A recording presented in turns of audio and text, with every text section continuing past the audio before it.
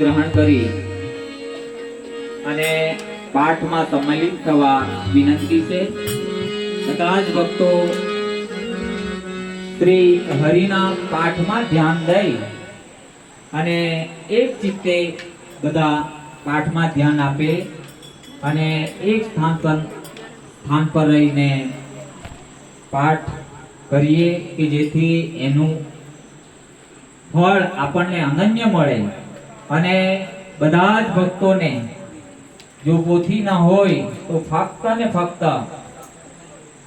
પાઠનું સ્મરણ થાય ત્યારે સાંભળવાથી પણ એટલું જ પુણ્ય મળે જેટલું પાઠ કરવાથી. તો દરેક ભક્તોને વિનંતી કે પાઠમાં પોતાનું ધ્યાન કેન્દ્રિત કરે.